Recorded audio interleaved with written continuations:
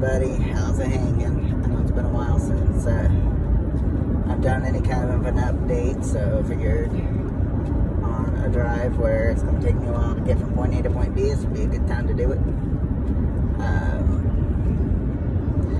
I am about a month and a half shy of a year being on testosterone, and loving pretty much every minute of it. You know, I got the facial hair thing going, I got the body hair thing going.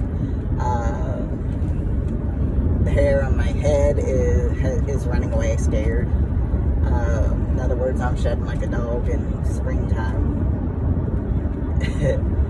And or you could think of it as you know, my hair's going south for the winter. Genetics, man, you know, that's how it goes.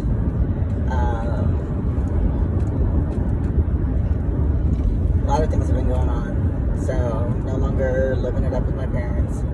My best friend Nellie and I moved in. Between the two of us, we got 4 kids, all girls. I am the one and only guy in the household, and that includes our pets, which consists of Chewy, the toy Chihuahua, and Angel, my kitty cat, who is 7 years old. Chewy's almost 5. And, but yeah, I'm the only guy. Just me. That's it. So it can get very interesting. Our running gag at the moment is me looking at Nellie saying, how in the hell did we, between the two of us, manage to have 4, not 1, not 2, not 3, but 4 alpha females between the two of us? Yeah, it gets really interesting. If any of you know anything about how alpha females are and how they behave amongst each other, y'all will understand that it gets very interesting. Especially when they're close in age. So, like, the oldest is 13. Then we've got the twins, who are 11, and then there's my bug, who is 9 going on 16. Behavior-wise. No, she's 9. And so, you know, you've got 3 sets of kids, and all alpha females. So it gets quite interesting. But yeah, been on testosterone for almost a year. You know, a lot of changes. My voice has gotten deeper. Body mass has changed quite a bit. I got a beer gut on me now.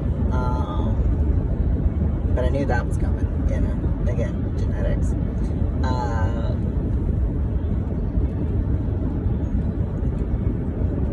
I haven't noticed any differences like in my muscle mass at this point. You know, I don't feel like I'm stronger. I've definitely achieved my dad voice.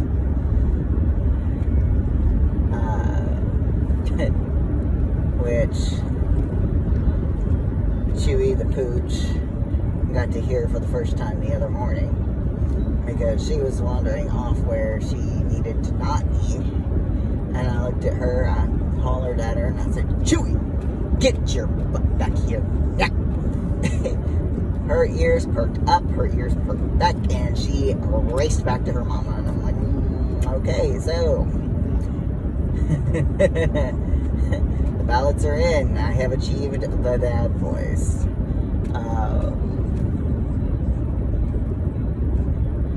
So, yeah. My oldest biological child still calls me mom, which is fine. My youngest calls me dad. My adopted daughter, who will be 21 this year, and is actually pregnant.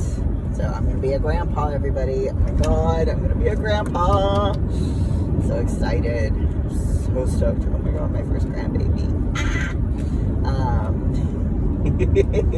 Very exciting. But she calls me dad. My best friends, 3 kids, have all asked me to be be their honorary dad. And so I have 4 young ladies in the house who call me dad. And it is the most amazing and validating. Could you really not get on my rear like that? Oh my God, if you rear end me, I am going to be so pissed. I have insurance, by the way.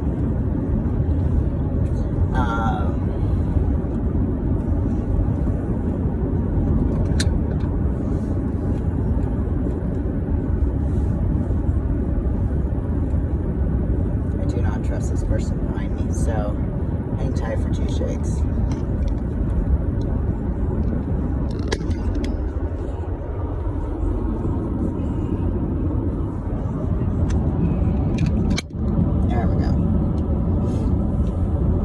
This way, if anything does happen, I'll catch it on camera.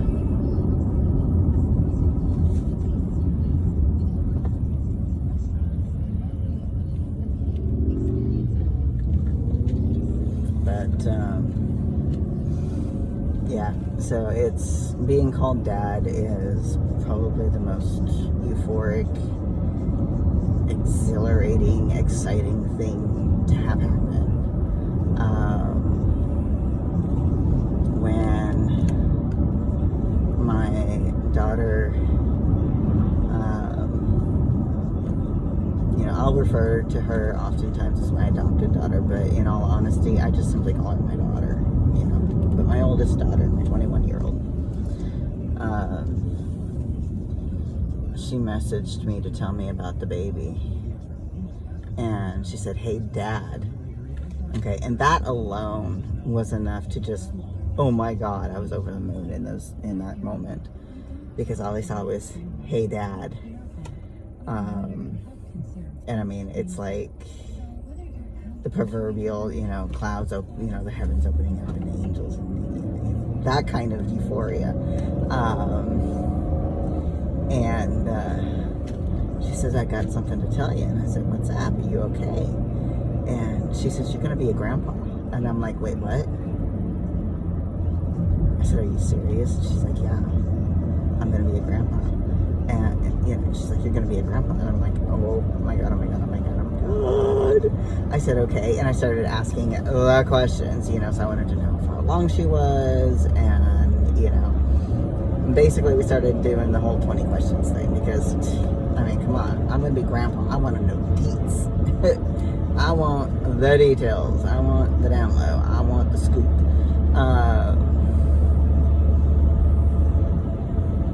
Y'all are probably thinking, okay, shut up, get to the point. So, yeah, being called dad, being called grandpa is just kind of like, oh my God.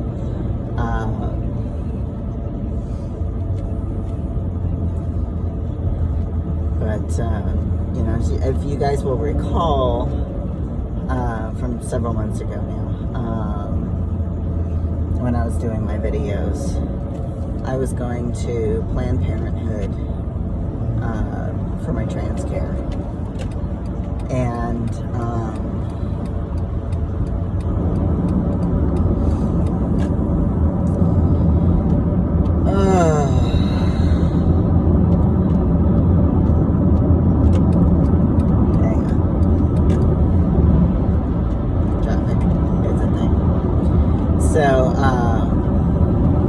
I've been going to Planned Parenthood this whole time.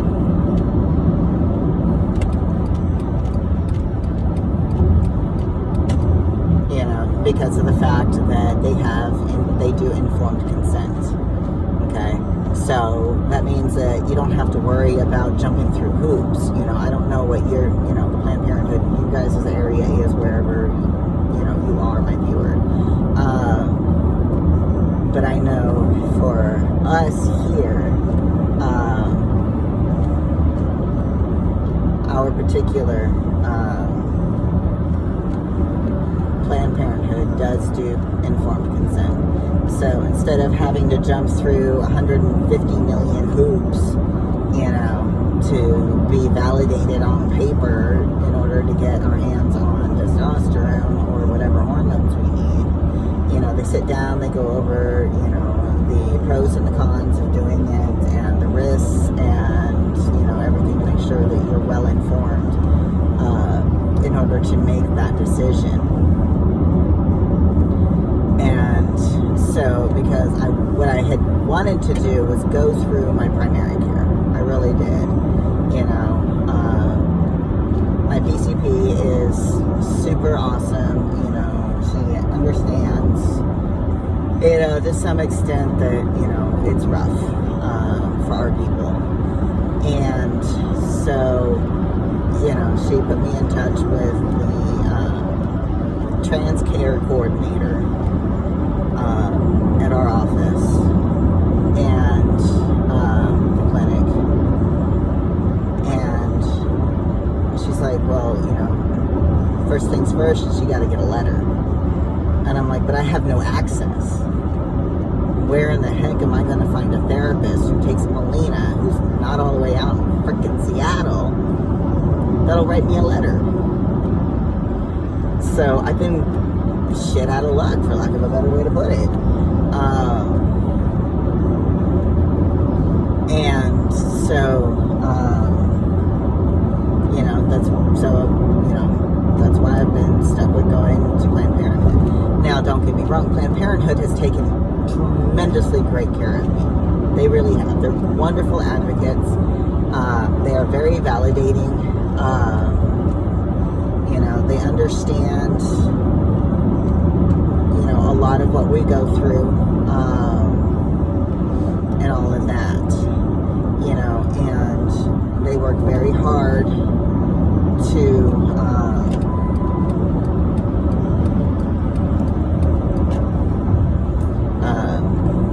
use the proper pronouns and everything. They're phenomenal. And up until I started going to my local Planned Parenthood, I had heard about the protests, the pro-life protests and all that shit. I'd heard about it. I'd seen news reports about it. I'd seen, newspaper clippings and articles, and, I knew it was an actual legit thing. However, the few times that I had been to Planned Parenthood outside of trans care, I had never seen a protest. Never. Okay? So,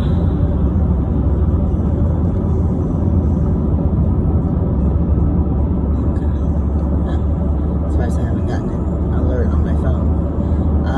We have a silver alert for our area, and didn't catch the details outside of license plate number. But anyway,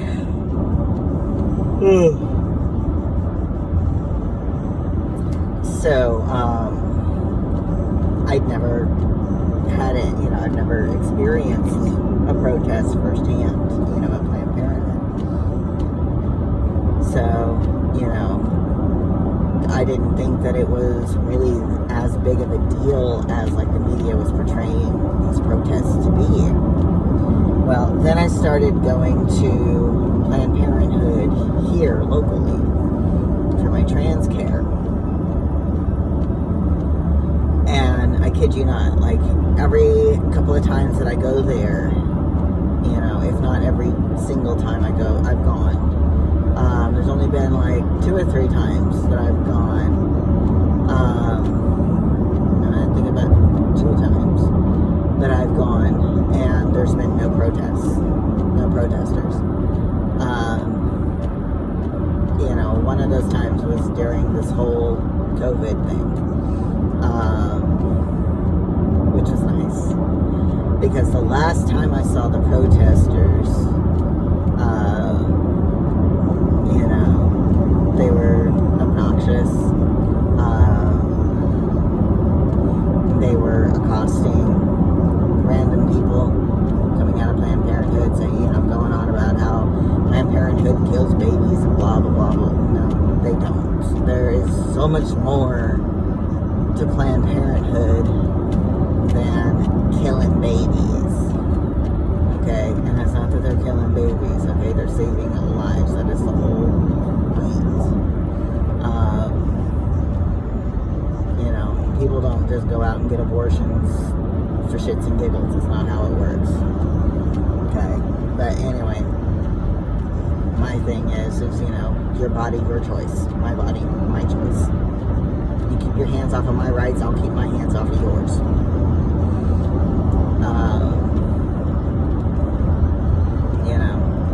That's how I am. And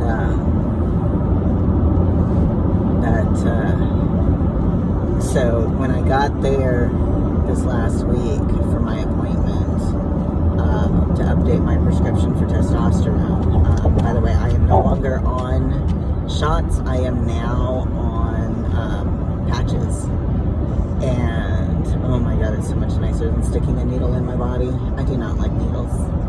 I don't. I hate them with a passion. I don't like getting my blood drawn. I don't like getting shots. I do not like needles. So asking me to shove a needle into my body to give myself medicine is like, yeah, no, let's not say we didn't.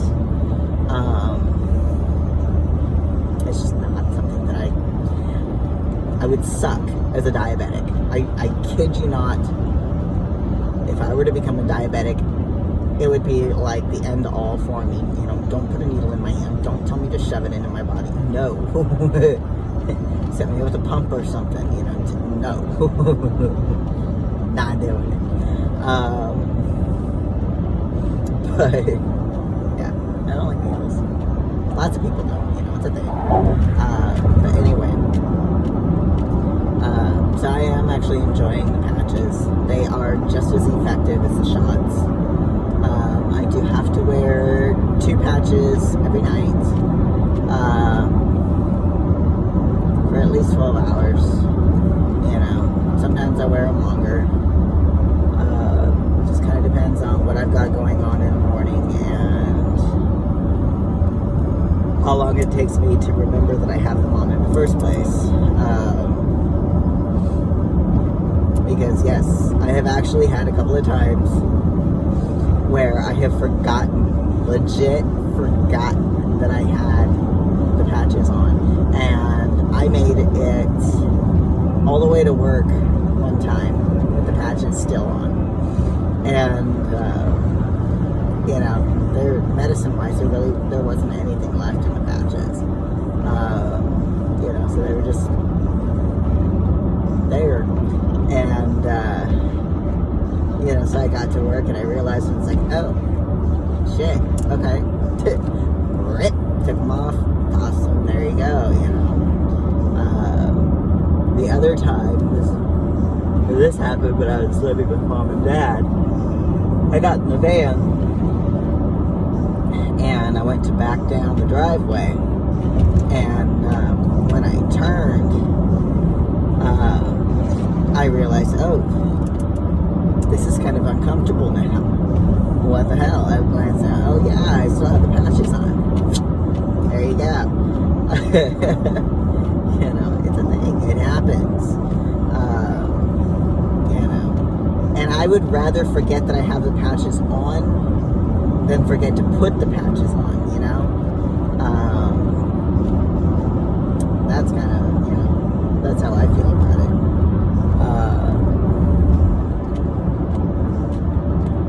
Because at least at that point, it kind of guarantees that, at least I've taken the medicine. And that puts me in a better place.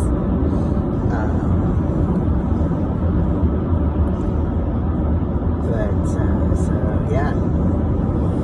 So what else is going on in my life? Yes.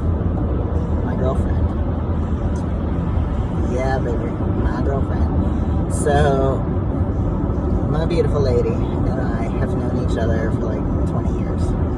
Okay. We met way back October, November of 1999. So we have known each other 20 freaking years.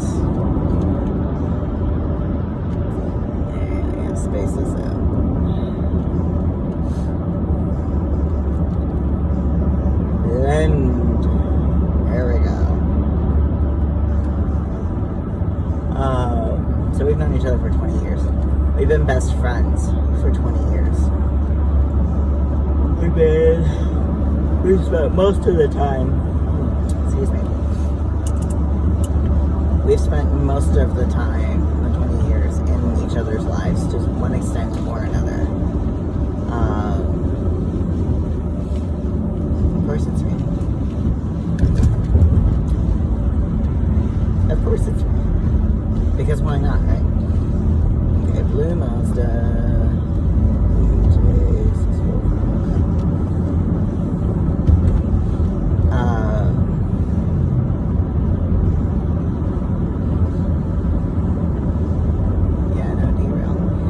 So, we had like a mild attraction back in the day, but nothing particularly, pronounced, nothing intense or what have you. It was just a budding friendship back then, and it eventually developed into like a mild crush to some extent. At least on my end, it developed into a mild crush. For her, it actually developed into more than that. And so when she and I found each other again, we were both in relationships at the time.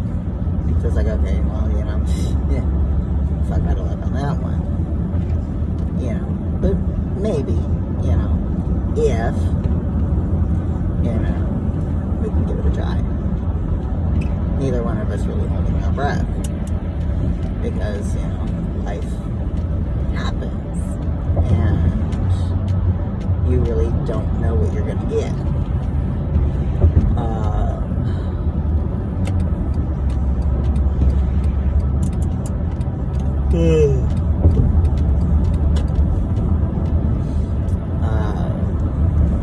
So, every time I turned around, every time the two of us would turn around, one of us or both of us would be involved in a serious relationship. It's like, well, shit, So, I mean, here we have, these crushes on each other, and the feelings are consistent, yet neither one of us can really do anything about it because neither one of us really, have any inclination to cheat on anybody. Fairly happy in the relationships that we were currently in, and didn't want to screw anything up. We're both very loyal like that.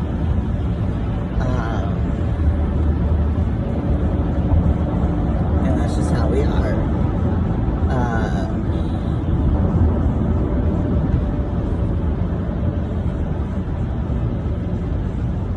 Here comes the traffic again.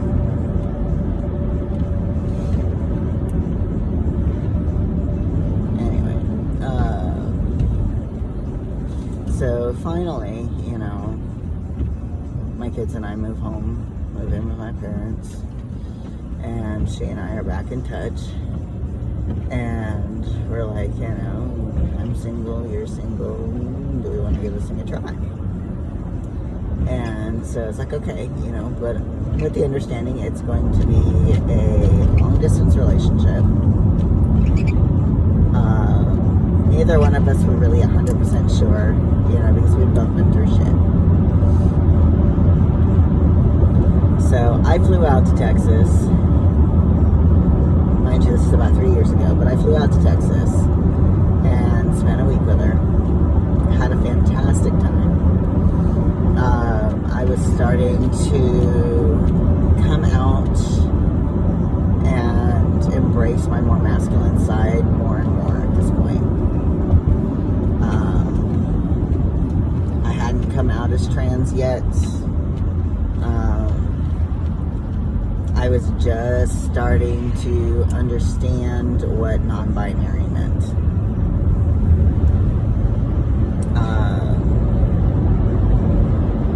So there was still a lot of soul searching that I had to do and whatnot in order to figure myself out. So I was still, a couple of years shy of coming out as trans. So,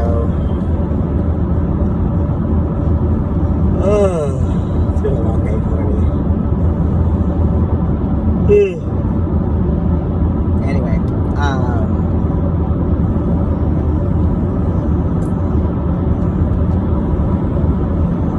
we decided that at that time that a long distance relationship just wasn't in the cards for me, specifically for me. You know, she was more than willing and capable of handling it and all that good stuff. I, on the other hand, not so much. I was still working through some abandonment issues and trauma and other stuff that would not have made for a healthy long distance relationship. So we decided to back things up and take things down a notch, which was to our benefit in many, many ways. So, mind you, for the most part, you know, I've gone on like a date since then. Nothing serious, you know. I was hoping it would, but you know, just didn't work out, and that was fine. You know, the woman was very upfront and honest with me, and I have to respect that. You know, and that's one thing that I try to make clear to people. If you're upfront and honest about me, about your feelings and where you stand on things, I'm going to respect you all the more for it. You know, be honest. I'm not going to be like one of those people that goes, oh my God, and has a complete shit fit because you're honest with me. You know, anybody who has a shit fit because you're honest with them about your feelings deserves a frying pan to the back of the head, practically. You know, proverbial. You know, but, you know, just be honest. Seriously, you know, just honesty will get you everywhere in a good relationship, in a healthy relationship. Certainly in a relationship where I'm concerned.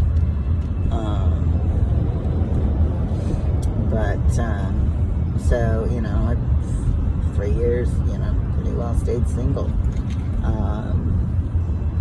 And then my woman came back into my life. Well, she was never out of my life, but you get the point. And both of us were like, you know, I can't get you out of my head. Well, I can't get you out of my head either. So what are we doing? I mean, we actually asked each other, so what are we doing? You know, I can't stop thinking about you. You can't stop thinking about me. What the fuck are we doing? And it was at that point that, you know, we just kind of looked at each other and we're like, fuck it, you know, and we went for it. So we have been in a solid monogamous relationship, or mostly monogamous relationship, you know, for several months now.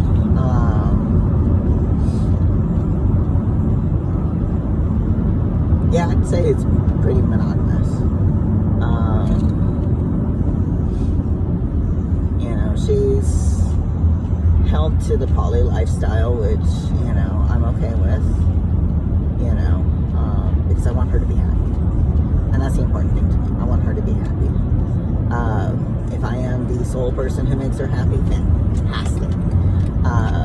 You know, but if it takes me and a family of people to make her happiest, I'm okay with that too.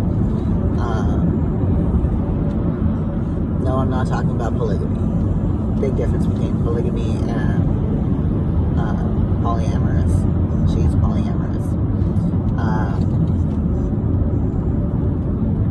Think of it as ethically non-monogamous.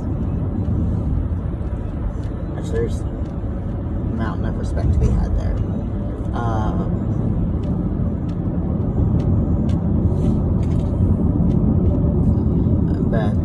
So we've been in a relationship for several months, and things are going really good. You know, we talk to each other on a daily basis. We talk about everything.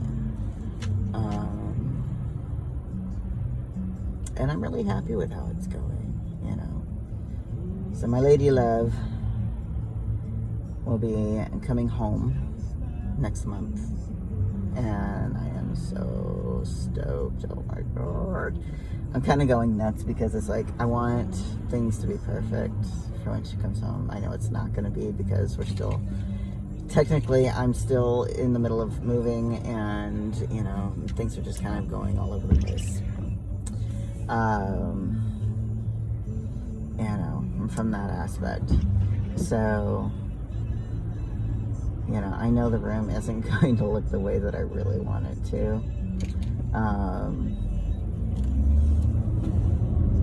Which just drives me nuts, you know. But I know once she gets here, she'll be more than happy to help me rearrange things and figure out a better flow for everything. So I'm looking forward. I cannot wait for her to come home. And that's the big thing. I cannot wait for her to come home. I can't wait for her to be in my arms. I can't wait to wrap my arms around her and hold her and give her a big old fucking kiss. I can't wait. I can't wait.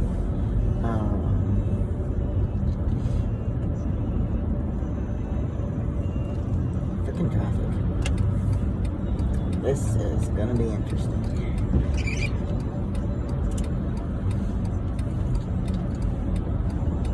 Because I don't think this motherfucker is going to. You fucking let me in, you dipshit.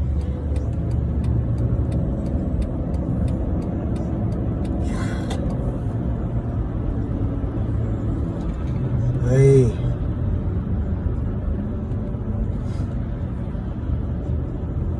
Dude, either speed up or slow down. If you're gonna get over, then get over. I'm slowing down for that purpose.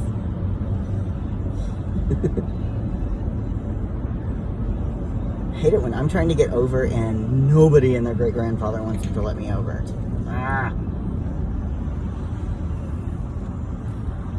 Luckily, the person behind me was willing to let me in, which, thank goodness, I am very, very, very grateful for that.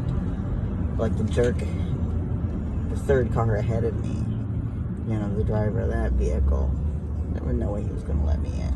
Let alone these two people that are between him and I. Like, come on, common courtesy. I mean, shit. You know, it doesn't cost anything to be nice. Anyway, I gotta let y'all go right now, because I've just gotten off my exit, and I gotta make sure that I know what I'm doing and all that kind of good stuff. So I'll catch you on the fly. Probably talk to you on my way back home. So catch you later.